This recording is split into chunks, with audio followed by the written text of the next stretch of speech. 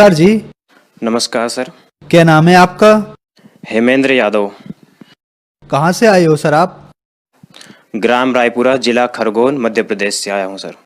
हेमेंद्र जी, आपने संत रामपाल जी महाराज से नाम दीक्षा कब ली?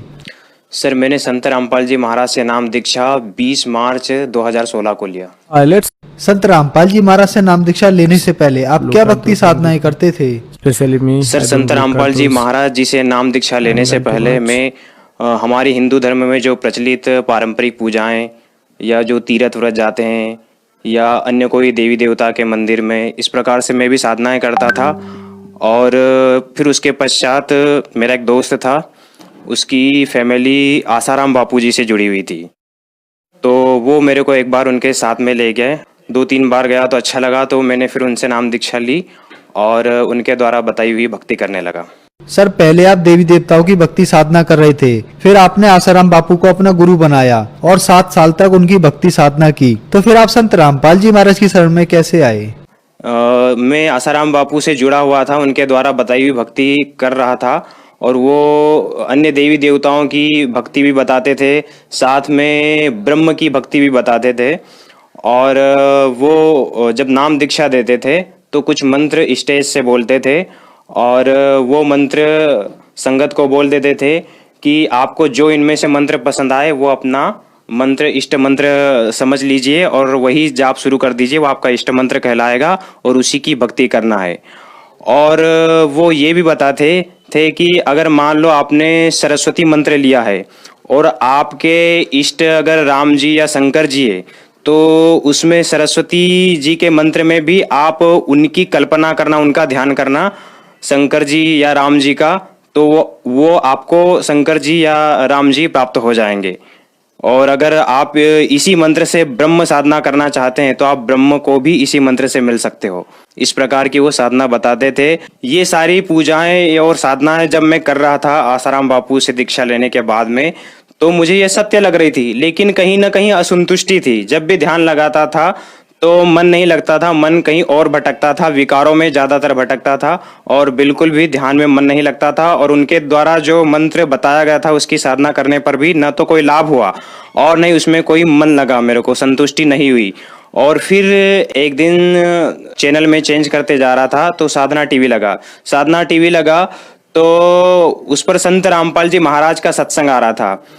तो मैंने जब उन्हें देखा तो मुझे लगा था कि ये तो बिल्कुल साधारण से दिखाई दे रहे, साधारण वेशभूषा है, संत जैसे तो लग नहीं रहे हैं, लेकिन फिर भी ये क्या ज्ञान बता रहे, थोड़ा देखते हैं, समझते हैं। संत रामपाल जी महाराज ने देवी भागवत दिखाई। उसमें आज तक हम जैसे ब्रह्मा विष्णु महेश को अजर अमर मानते थे, तो संत रामपाल जी महाराज ने देवी भागवत 3 स्कंद 123 पृष्ठ पर प्रमाण दिखाए कि ब्रह्मा विष्णु महेश तो अजर अमर नहीं है, इनका जन्म मृत्यु होता है।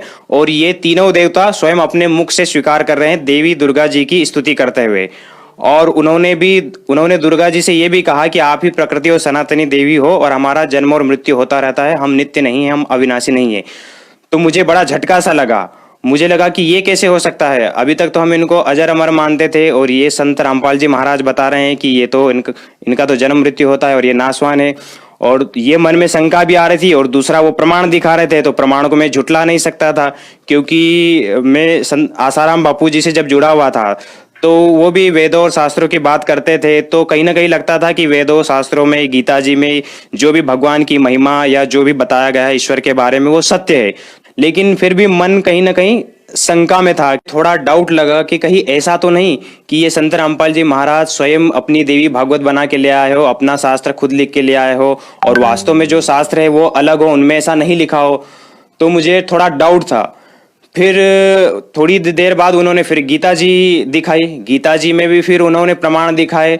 गीता जी अध्याय 18 श्लोक 62 में बताया कि एक श्लोक है कि सर्वधर्मान परित्यज्य माम एकम शरणम व्रज। व्रज का अर्थ जाना होता है, उन्होंने ऐसा बताया। और संत रामपाल जी ने बाकी संतों द्वारा की हुई गीता जी के अनुवाद को भी दिखाया। सब बाकी संतों ने व्रज का अर्थ आना किया हुआ था और संत रामपाल जी महाराज ने बताया कि ये तो इसका अर्थ जाना होता है। तो मैंने तुरंत फिर मोबाइल में देखा, मोबाइल में फिर व्रज का अर्थ खोजा कि इसका मतलब क्या होता है। तो व्रज का मतलब जाना, गति करना, गमन करना, इस प्रकार से निकला। तो फिर मुझे विश्वास हो गया कि ये बिल्कुल सही बता रहे। तो फिर मैं और देखता गया, मुझे और इंटरेस्ट आया, तो मैं और देखते रहा सत्संग। फिर मुझे लग रहा था कि ये सबका दिखा रहे हैं, लेकिन अभी आसाराम बापू का नाम नहीं दिखा है, कि आसाराम बापू द्वारा अनुवादित की हुई गीता भी अगर दिखा दे, उसमें भी व्रज का अर्थ अगर आना कर दे, आना दिखा दे, तो मुझे लगेगा कि हाँ, ये हो सकता है कि बिल्कुल ये सही बता रहे और आसाराम बापू ने भी शायद गलत बताया हो। तो इतने में संत रामपाल जी महाराज ने आसाराम बापू की अनुवादित गीता भी दिखाई और उसमें भी व्रज का अर्थ आना ही किया हुआ था।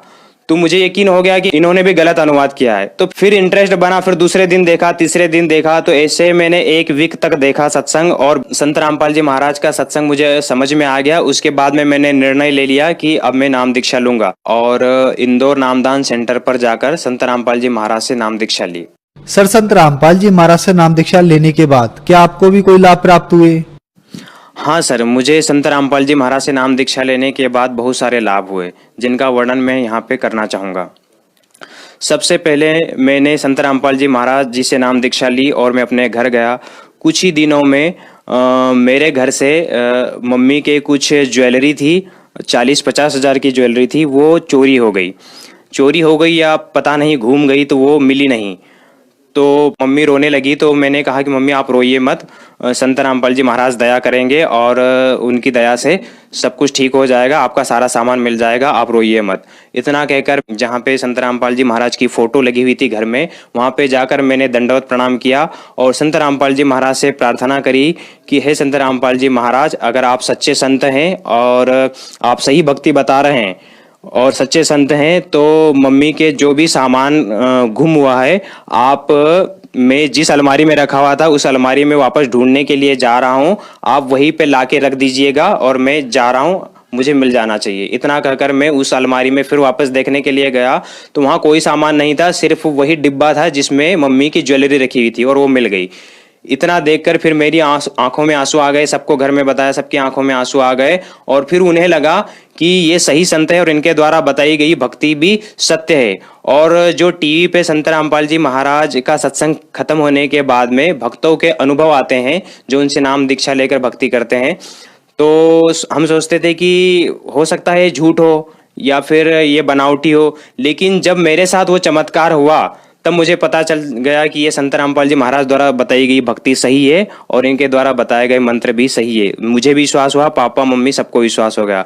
तो उसके बाद में फिर मेरे मम्मी पापा ने भी संत रामपाल जी महाराज से नाम दीक्षा ले ली। तो सर, संत रामपाल जी महाराज से नाम दीक्षा लेने के बाद जब मैं भक्ति कर रहा था, तो कुछ दिनों बाद मेरा नामखंड हो गया था, तो मेरी तबीयत खराब हो गई। मेरे लीवर में इन्फेक्शन हो गया था और हेपेटाइटिस ई हो गया था और पीलिया भी हो गया था। डॉक्टर ने बताया था कि हेपेटाइटिस ई बहुत कम होता है और ये बहुत ही खतरनाक होता है, घातक होता है। और डॉक्टर ने बोला कि अब पता नहीं क्या होगा, इलाज तो उन्होंने शुरू कर दिया था। तो डॉक्टरों से मैं ठीक नहीं हो रहा था। तो उसके बाद में फिर मैंने पुनः संत रामपाल जी महाराज के नामदान सेंटर पे गया और वहाँ पे नाम शुद्ध करवाया। नाम शुद्ध करवाने के बाद में मैंने संकल्प लिया कि संत रामपाल जी महाराज, अगर मैं ठीक हो गया तो आपके दर्शन के लिए मैं आऊँगा। तो मैं घर गया और डॉक्टर ने मेरे को परहेज बताया था कि आप तला मत खाना और सिर्फ जूस पीना और हरी सब्जियां ही खाना और बाकी कुछ मत खाना। तो मैं कुछ नहीं खा रहा था और मेरी तबीयत गड़बड़ी थी उस समय, मैं ठीक नहीं हुआ था पूरी तरीके से। लेकिन मैंने फैसला किया कि मैं संत रामपाल जी महाराज के दर्शन के लिए जाऊंगा, फिर कुछ भी हो। तो मैं तबीयत खराब थी और मैं उनके दर्शन के लिए चला गया। तो फिर डॉक्टर ने जिस चीज़ का परहेज बताया था कि आप तला मत खाना और बाहर की कोई चीज़ मत खाना, लेकिन वहाँ पे जाने के लिए मैं सफ़र 4-5 रोज का था और मैं ऐसी कोई चीज़ नहीं ले जा सकता था जो खाने लायक ना हो। तो मैं पराठे बनवाए मम्मी से और चटनी बनवाई और वही चीज़ लेके गया जो डॉक्टर ने मना किया था। और मेरे से खाना बिल्कुल नहीं खवाया जा रहा था। लेकिन उसी दिन, जिस दिन मैं घर से निकला, जितना भी खाना बना हुआ था वो 2 से 3 लोगों का बना हुआ था और 2 दिन का था। उसको मैं एक ही दिन में खा गया और खाना खाने के बाद शाम तक मैं बिल्कुल ठीक हो गया। रास्ते में ही उनके दर्शन के लिए गया था। ये इस प्रकार की जो लाइलाज बीमारी जो बता रहे थे, बहुत कठिन बीमारी थी, लेकिन ये बिना ऑपरेशन के और बिना कोई बड़े इलाज के बिल्कुल आसानी से फ्री में ठीक हो गया संत रामपाल जी महाराज की दया से। और मम्मी की भी तबीयत हमेशा खराब रहती थी, उनको कमर दर्द उनका हमेशा होता रहता था और वो घर का कोई काम नहीं कर पाती थी। जब झाड़ू लगाती थी तब भी वो बैठ के लगाती थी, उनसे खड़ा नहीं होया जाता था और घर में काम करने वाला भी कोई नहीं था, तो बड़ी समस्या आती थी। मम्मी को डॉक्टर को भी दिखाया, डॉक्टर ने भी कई बार इलाज किया, लेकिन कमर दर्द उनका वैसे के वैसे रहा, कभी ठीक नहीं हुआ। कई बार इलाज कराने के बाद भी कई बार। फिर संत रामपाल जी महाराज से नाम दीक्षा लेने के बाद मम्मी का कमर दर्द ऐसे गायब हो गया जैसे पता ही नहीं चला कि कब रोग दूर हो गया, और वो बिल्कुल स्वस्थ हो गए। फिर उसके बाद कभी उन्हें कमर दर्द नहीं हुआ और नहीं उनका कभी कोई बुखार आया। और एक बार मम्मी पानी गर्म करके जा रही थी नहाने के लिए और बाल्टी उन्होंने रखी तो उनका पैर फिसल गया और पैर फिसलने से उनका मुंह पूरा बाल्टी में चला गया और पानी बहुत ज़्यादा गर्म था तो उनका पूरा मुंह जल गया था। मुंह जल गया, लेकिन जैसे ही मुंह जला तो वो मम्मी उठ के संत रामपाल जी महाराज के फोटो के सामने गई, उन्होंने दंडवत प्रणाम किया और दंडवत प्रणाम करके जैसे खड़े हुए तो उन्हें कोई दर्द नहीं हुआ। सारा चेहरा जल गया था लेकिन थोड़ा सा भी उन्हें दर्द नहीं हुआ, उन्हें ऐसा लगा नहीं कि मेरा चेहरा जल गया है। उसके बाद में हमने कोई डॉक्टरी इलाज नहीं करवाया और मम्मी 3 दिन में ही ठीक हो गई, जबकि जलने वाले के दाग अगर ठीक भी हो जाते हैं तो कभी मिटते नहीं, लेकिन मम्मी को कोई दाग भी नहीं रहा और वो 3 ही दिन में बिल्कुल ठीक हो गई। तो इस प्रकार से मम्मी को भी बहुत लाभ हुए। और सर, संत रामपाल जी महाराज जी से नाम दीक्षा लेने के पहले घर में पापा नशा भी करते थे, तंबाकू भी खाते थे, बीड़ी भी पीते थे और शराब भी पीकर आ जाते थे घर पे। हमने उन्हें कई बार बोला, मम्मी ने भी बोला, मैंने भी बोला, भाई ने भी बोला कि आप नशा छोड़ दो, लेकिन उनका नशा नहीं छूट पाता था। कई बार बोलने के बाद भी उन्होंने कई बार प्रयास भी किया, छोड़ते थे लेकिन कुछ दिनों बाद वापस शुरू कर देते थे, नशा नहीं छोड़ पाते थे। लेकिन संत रामपाल जी महाराज का सत्संग जब वो सुन रहे थे तो नाम दीक्षा नहीं लिया उसके पहले ही उनका ज्ञान समझने के बाद उनका नशा ऑटोमेटिक छूट गया। उन्हें कभी याद भी नहीं आया कि मैं कभी तंबाकू बीड़ी पीता था, बिल्कुल हमेशा के लिए छूट गया और अब याद भी नहीं आता उन्हें। तो इस प्रकार से उनका नशा भी छूट गया। एक बार रोड क्रॉस करके जा रहा था, एटीएम में पैसे निकालने गया था और हाईवे पे था, एक तरफ एटीएम से पैसे निकाले, दूसरी तरफ जा रहा था तो रॉन्ग साइड से 2 ऑटो आए, बहुत ही तेज स्पीड में कंपटीशन कर रहे थे और वो बिल्कुल मेरे ऊपर आ गए, मेरे ऊपर ही चढ़ा दिया। लेकिन मुझे जरा सी खरोच भी नहीं आई और मेरे ऊपर से वो कैसे निकल गए मुझे पता नहीं चला। ऑटो वालों भी मुड़ के देख रहा था कि ये तो बिल्कुल चपेट में आ गया था ऑटो की, लेकिन इसे कुछ नहीं हुआ, ये कैसे हो गया। वो भी पीछे मुड़ के देखता जा रहा था और मैं भी थोड़ी देर के लिए बहुत चकित हो गया था और घबरा गया था कि ये कैसे हुआ। मेरे ऊपर ऑटो आ गए थे लेकिन मुझे कुछ भी नहीं हुआ। फिर मैंने सोचा कि ये तो संत रामपाल जी महाराज की दया है, वो चमत्कार करते ही है। कई भक्तों के साथ हुए, मेरे साथ भी बहुत सारे चमत्कार हुए, घर पे भी हुए, तो ये भी उनका एक बड़ा चमत्कार है कि उन्होंने मुझे एक्सीडेंट से बचा लिया। उसके बाद सर मेरे को 2 बार बाइक एक्सीडेंट से भी उन्होंने बचाया।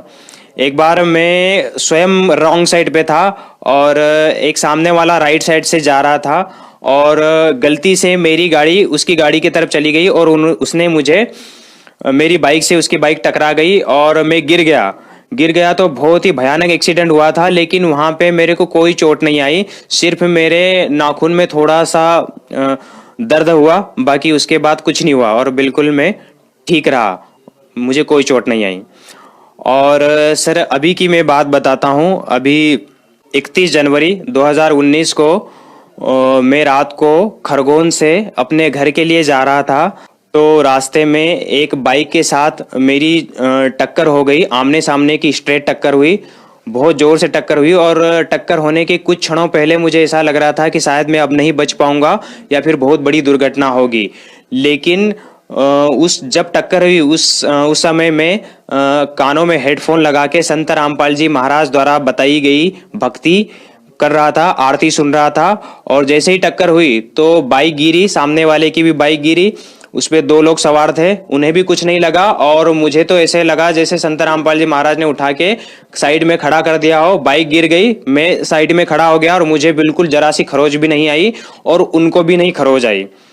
और हो सकता था कि वहां बहुत बड़ी हानि होने वाली हो, लेकिन संत रामपाल जी महाराज बताते अपने सत्संगों में कि परमात्मा अपने भगत की जो बड़ी हानि होने वाली होती है तो उसको छोटे में टाल देते हैं। जैसे कबीर परमेश्वर की एक वाणी है कि सतगुरु शरण में आने से आई टले बलाए, जो मस्तक में सूली हो वो कांटे में टल जाए।